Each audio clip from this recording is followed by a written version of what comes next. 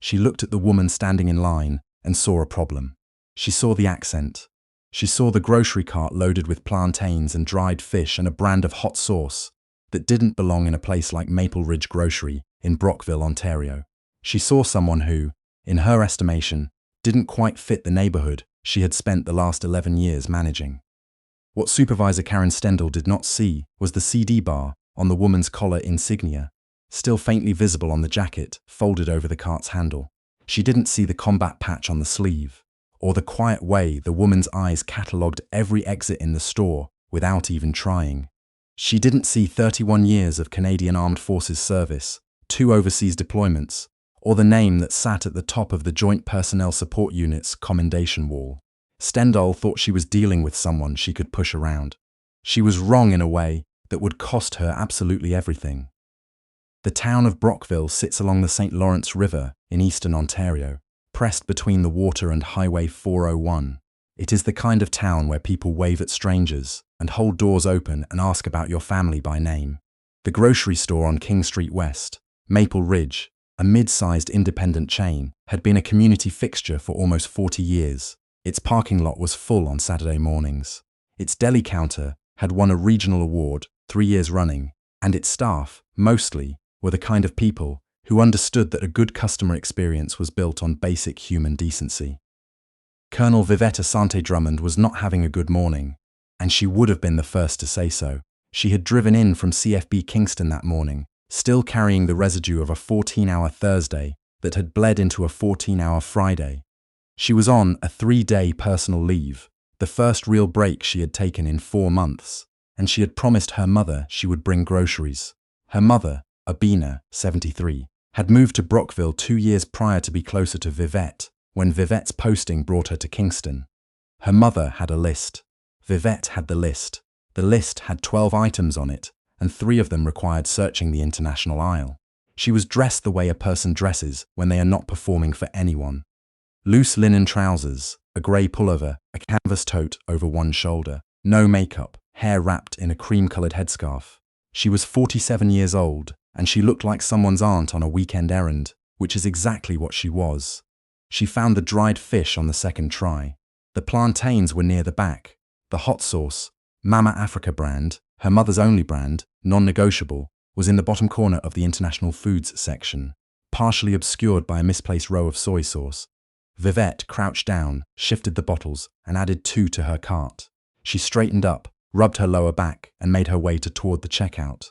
The store was busy for a Saturday. 3 lanes were open. The express lane had a line of 6. She chose lane 3, where a teenage cashier named Braylon was scanning items with the focused efficiency of someone who was clearly counting down to the end of his shift. She was second in line. The person ahead of her was finishing up. She began placing her items on the belt. That was when Karen Stendal walked over. Karen Stendal was the floor supervisor for the morning shift. She was 44, had worked at Maple Ridge for 11 years, and had reached a level of institutional authority that she had mistaken for absolute power. She had a ring of keys at her hip and a lanyard with her photo ID and the word supervisor printed in block letters. She wore that lanyard the way a magistrate wears a robe. She stopped at the end of lane 3. She looked at Vivette's cart. She looked at the dried fish. She looked at the Mama Africa hot sauce. Then she looked at Vivette. Something shifted in her expression. It was subtle, the kind of thing that happened before a person decided to act on an assumption they hadn't consciously examined yet. "Excuse me," Stendal said. "Are you a Maple Ridge loyalty member?" Vivette glanced up from the belt where she was still unloading. "No." "Okay." Stendal stood there. She didn't walk away. Vivette continued placing items on the belt. Braylon had started scanning. "Do you have your receipts from earlier?" Stendal asked. Vivette set down a jar of palm oil and looked at the supervisor directly. "I've been in the store for maybe 20 minutes. This is the first time I've been to a till. I understand that." Stendal's voice carried that particular calibration of politeness that is really just condescension with manners on top. "We've had some issues with product going missing in that section of the store. I'm just doing a routine check." Vivette was still, not the stillness of someone caught off guard. The stillness of someone deciding how to respond when the calculation involves not just this moment, but every moment that follows it. "You're checking my cart," Vivette said. It's standard procedure. Is it standard procedure for the other customers in this lane?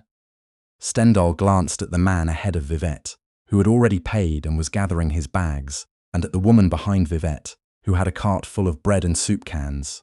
She didn't answer the question. If you could just step aside for a moment, Stendhal said, I can have this cleared up quickly. I haven't taken anything. Vivette's voice was level, completely level. Not angry, not pleading, informational. I've placed my items on the belt. They're being scanned. If you'd like to see a receipt for anything in my cart, I'd encourage you to check your own security footage. Because I paid for nothing before this moment. Because I hadn't finished shopping. Stendhal's jaw tightened. I'm asking you to step aside. I'm asking you to explain the reasonable basis for singling me out. The cashier, Braylon, had stopped scanning. He was looking at his belt with the focused intensity of someone who desperately did not want to be involved in what was happening, but also couldn't pretend it wasn't happening. Ma'am, Stendhal said, dropping the pleasantries now, her voice cooling to something harder. If you're not going to cooperate with a routine check, I'm going to have to ask you to leave the store. Leave the store, Vivette repeated. That's right. Based on what, specifically? Based on my authority as floor supervisor to ask customers to leave if they're disrupting operations. Vivette looked around. The lane was quiet. There was no disruption. There was one woman being questioned at a checkout while her groceries sat on a belt. I'd like to speak with your manager, Vivette said. I am the manager on duty. Then I'd like the name of the store's general manager and the contact information for your head office. Stendhal smiled, a tight, certain smile, the smile of someone who has never been seriously challenged and has confused that with invincibility. You're welcome to find that online. Right now, I need you to step away from this lane. I'm not going to do that. Then I'm calling security. Please do. Stendhal unclipped her radio from her belt. She spoke into it. Within 2 minutes, a man named Gordy appeared, heavyset, a retired something, who worked the Saturday floor security shift with the look of a man who had expected a quiet morning. Can you help me escort this customer out? Stendhal asked him. Gordy looked at Vivette. He looked at her cart, at the items on the belt, at Braylon standing frozen at his till. He looked at the woman behind Vivette, who had her phone out. He looked at the man in line behind her, also with a phone. To his credit, Gordy hesitated. What's the situation? Suspected shoplifting. She's refusing to cooperate. I haven't shoplifted anything, Vivette said, calmly for the cameras, because she was aware of both phones and she had been aware of them for approximately 90 seconds. I'm a customer completing a grocery purchase. I've been asked to step aside based on no articulable reason. I've asked for management contact information. I've been refused. I'm now asking that this transaction be completed so I can take my mother's groceries and leave. Gordy stood there for a moment in the specific silence of a man who knows he's about to be asked to do something he doesn't fully believe is right. Stendhal filled the silence. Gordy, he moved. Not aggressively. Gordy wasn't an aggressive man, but he stepped toward Vivette with the intent of redirecting her toward the exit, and he put his hand lightly on her arm. Vivette didn't move, she said, very clearly. Please remove your hand. He did. Immediately. Something in her voice communicated that this was not a request that should be tested. You're making this harder than it needs to be, Stendhal said. No, Vivette said. You are. She reached into her canvas tote. Stendhal flinched, just slightly, and that flinch said more than she would ever say out loud. Vivette placed her wallet on the edge of the belt. She opened it. She pulled out her visa. She placed it in front of Braylon. Please complete the transaction, she said to him. Braylon, to his enormous credit, looked at his supervisor, got a furious headshake, looked back at Vivette, and then looked at the two phones still recording from the line behind her. He scanned the next item. Stendhal grabbed the items off the belt, physically placed her hand on the palm oil, and moved it back toward Vivette's cart. You're not purchasing anything until this is resolved. That was the moment things changed. Not because Vivette did anything dramatic. She didn't raise her voice. She didn't threaten anyone. She looked at Stendhal for a long moment with eyes that had seen a great deal more than a grocery store in Brockville, Ontario. I'm going to give you one opportunity, Vivette said, to step back from what you're doing. You've pulled me out of a line for no legal reason. You've had security put hands on me. You've now physically interfered with a lawful transaction. Whatever you think this is, it is not going where you think it's going. I am telling you that plainly. Stendhal laughed, a short, disbelieving sound. Lady, I don't know who you think you are. I know exactly who I am, Vivette said. The question is whether you're going to find out before or after this becomes a formal matter. Stendhal picked up her radio again. I'm calling the police. Please, Vivette said, do that. 2 Brockville police service officers arrived 14 minutes later, Constable T. Farris and Constable A. Oak Wu, both in their late 20s, both looking like they had hoped for a quieter Saturday. Stendhal met them at the door and walked them back to lane 3, where Vivette was still standing, still calm, her groceries now piled somewhat chaotically at the end of the belt, Braylon sitting motionless at his register. This customer has been accused of suspected shoplifting, Stendhal said to the officers, and has refused to cooperate with store management and has refused to leave the premises. Constable Farris turned to Vivette. Can I ask your name, ma'am? Colonel Vivette Asante Drummond, Canadian Armed Forces. There was a pause, the kind of pause that happens when a word lands and doesn't move. Constable Oakwu looked at her jacket draped over the cart handle, the jacket with the insignia. He looked at Vivette. He looked at Stendhal. What's the nature of the suspected shoplifting? Farris asked Stendhal. She was in the international foods aisle for an extended period, and we've had product go missing from that section. Do you have surveillance footage showing her taking anything? We haven't reviewed the footage yet. Farris looked at his partner. A look passed between them, the kind of look that only requires a fraction of a second. Colonel Drummond, Farris said, do you have any issue with us taking a brief look at the store's footage with management? Done at all, Vivette said. You'll see me spend approximately 4 minutes in the international foods aisle, where I selected plantain, dried fish, and 2 bottles of hot sauce, all of which are currently on that belt. They reviewed the footage in the back office. It took 11 minutes. The footage showed exactly what Vivette described. There was nothing else. When the officers came back out, Stendhal was standing near the customer service desk. Her arms were crossed. Her keys jingled on her hip. There's nothing on the footage, Farris told her. The angles might not cover everything. The aisle is covered from 3 positions, Oakwu said. We can see every item Colonel Drummond touched. She selected 4 items. All 4 are on the belt. Stendhal's arms tightened. She was still disruptive. She refused to cooperate. She declined to step out of a checkout lane when asked to do so without cause, Farris said. That's her right as a customer. He looked at Vivette. Colonel, I apologize for the inconvenience. You're free to complete your purchase. Vivette nodded. Thank you, Constable. She turned to Braylon. Ready when you are. Braylon scanned the rest of the items in 45 seconds. His hands were moving very fast, the way hands move when a person wants to be done with a situation. Stendhal stood near the end of the lane and watched. She was doing the thing people do when they've said too much and can't unsay it and have to stay present anyway, because walking away would feel like an admission. Vivette paid. She gathered her bags. She placed them in her cart. She looked at Stendhal one more time. I want the general manager's contact information, she said. And the head office number, in writing, please. Stendhal wrote it down on a piece of register paper. Her handwriting was uneven. Vivette folded the paper and put it in her tote, thanked Constable Oakwu and Constable Farris, and walked out of Maple Ridge Grocery with her mother's plantains and her mother's hot sauce, and 12 items on a list, all accounted for. She called her mother's number on the drive home. I have everything, she said. I'll be there in 20 minutes. Did you get the Mama Africa? 2 bottles. Good girl. She hung up, and for a moment, sitting at a red light on King Street West, she let herself feel the weight of it, not anger. She had spent 31 years in the Canadian Armed Forces, learning to use anger like a tool and put it away like a tool. What she felt was something more like a vast, heavy tiredness. The kind that doesn't come from one morning, but from every morning that looked like this one, stacked on top of each other going back further than she could easily count. The light changed. She drove. But the morning was not finished yet.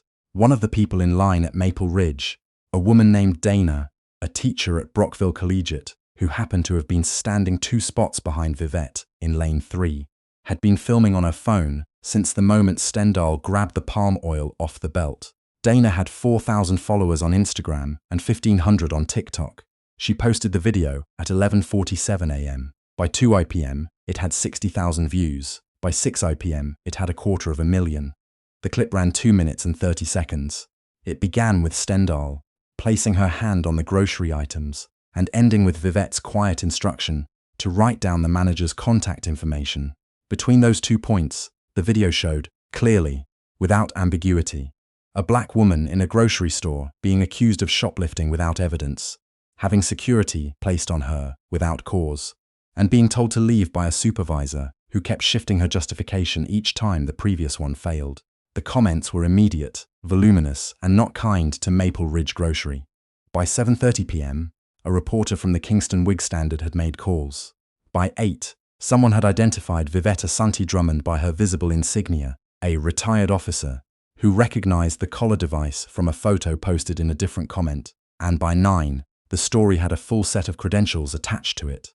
Colonel, 31 years, 2 deployments, commendations. The woman who'd been accused of stealing plantains had advised the Chief of the Defense Staff on personnel equity matters 18 months prior.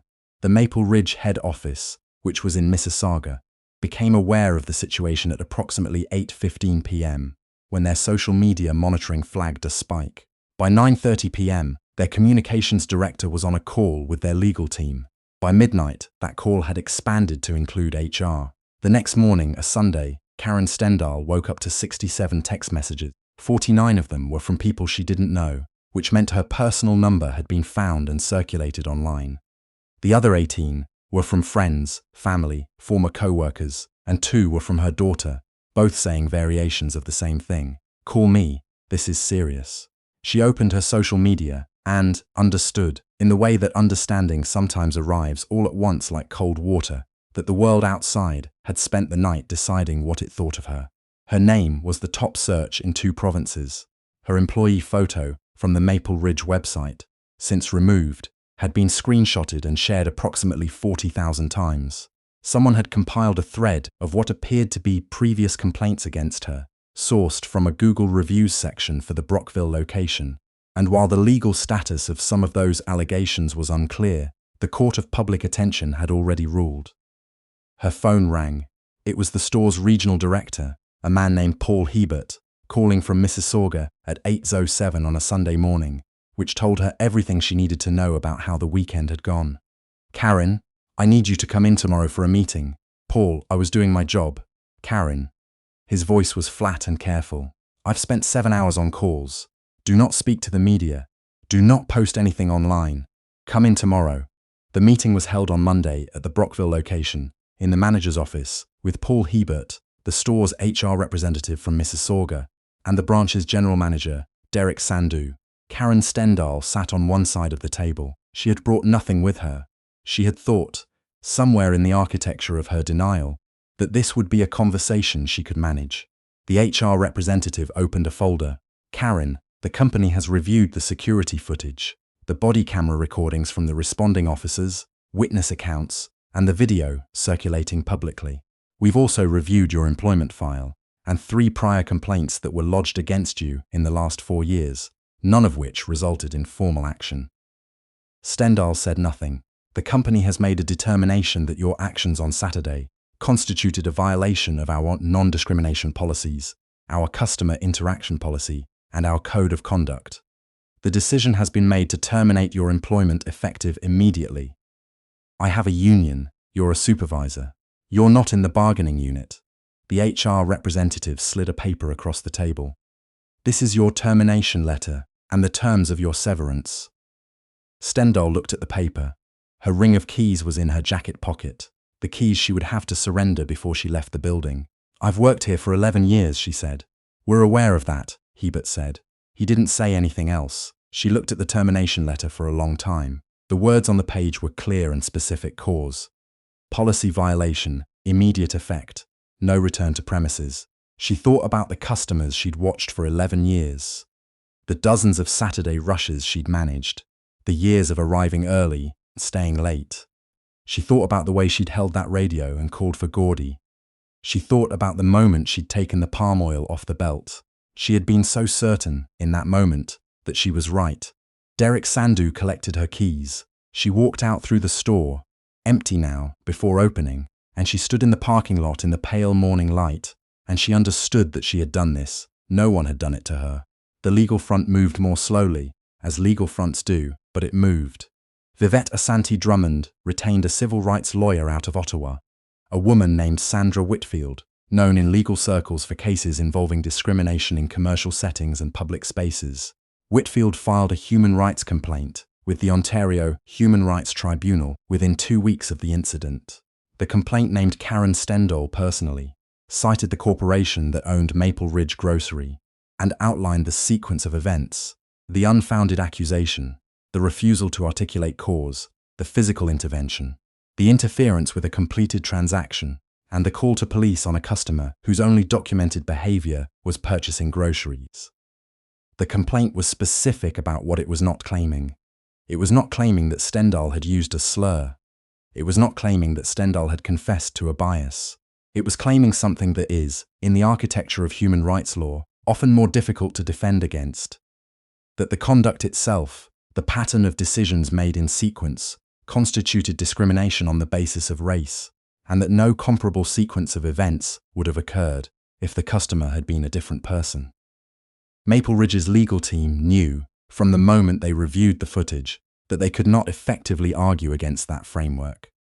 The footage was clear, the timeline was documented, the witnesses were multiple and consistent, and the person on the receiving end of the conduct was a decorated senior military officer with 3 decades of public service, whose composure throughout the entire incident had been, as one television commentator noted, frankly extraordinary.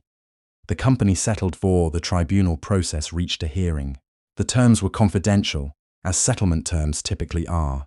What was not confidential was the public statement issued by Maple Ridge Grocery's head office, which included a direct apology to Colonel Vivette Asante Drummond by name.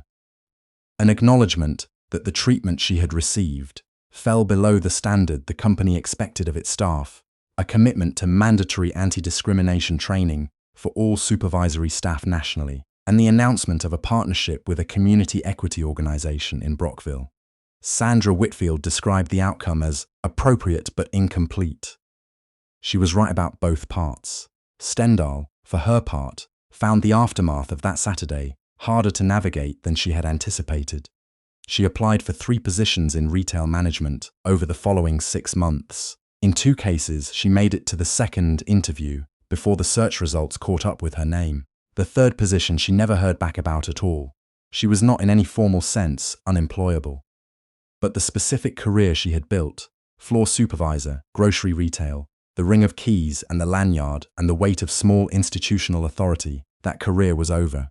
The version of herself that had existed at 10:43 on a Saturday morning in Lane 3 had dissolved into something she was still, months later, trying to understand. She had thought she was the protector of something. She had thought she was maintaining an order. She had not once, in the moment, stopped to ask who gave her the right to decide that Vivette Asante Drummond looked like a problem to be solved. That is perhaps the most honest part of the story. Not the consequence. The consequence was specific and bounded. The honest part is the moment before it. The moment when a woman with keys on her belt saw another woman with plantains in her cart and made a decision so fast she didn't even know she'd made it. That moment happens in grocery stores and apartment lobbies and parking lots and job interviews across this country, every day, in ways that are rarely filmed and rarely resolved and rarely end with a settlement and an apology. Vivette Asante Drummond knew this. She knew it the way you know things you wish weren't true. What she chose to do with what she knew was different. 3 months after the incident, she was invited to speak at a public event in Kingston, organized by a coalition of veterans advocacy groups and community equity organizations. She spoke for 22 minutes. She did not talk about Maple Ridge. She did not talk about Stendal. She talked about what it cost, not financially, not legally, but humanly. To maintain your composure when every instinct and every accumulated grievance tells you to do otherwise. She talked about discipline, not as suppression, but as strategy. She talked about her mother's grocery list and the 2 bottles of hot sauce and the mundane dignity of being allowed to complete a routine errand without being made to justify your presence. The room was very quiet while she spoke. At the end, a young woman in the 3rd row, a university student, early 20s, there with her mother, raised her hand. "How did you stay so calm?" she asked. "I don't think I could a moment. You could, she said. It's not a feeling, it's a decision. And the reason you make that decision isn't for them. It's so that at the end, the record is clean, and everything that happens next happens on your terms. She paused. I got my mother's groceries. I got the Mama Africa hot sauce. And the woman who tried to take that morning away from me lost 11 years of her career in a room she couldn't argue her way out of, because the camera told the truth, and the truth is not negotiable. The room was still quiet for a moment. Then someone started to clap, and then most of the room was clapping, and Vivette Asante Drummond stepped back from the podium with the expression of someone who has said what needed to be said and doesn't require more than that. She drove to her mother's that evening. Her mother made jollof rice, and they ate together at the kitchen table with the news on low in the background and the 2 remaining bottles of Mama Africa hot sauce on the counter. And it was, by any measure, a perfectly ordinary evening, which is exactly what it was supposed to have been all along. Justice, when it arrives, doesn't always announce itself. Sometimes it arrives as a settlement letter, sometimes as a termination notice, sometimes as a room full of people who got quiet at the right moment, and sometimes, quietly, without ceremony, it arrives as a Tuesday night dinner at your mother's table, where no one needed to justify being there, and the food was good, and the conversation was easy, and the world outside had no say in any of it. If this story stayed with you, share it with someone who needs to hear it. And if you believe that dignity should never have to come with credentials attached, that it shouldn't take a colonel's insignia for a person to be treated as a person, hit that like button and subscribe to Voices of Courage, where every story we tell is about the people who held the line when it would have been easier to fold.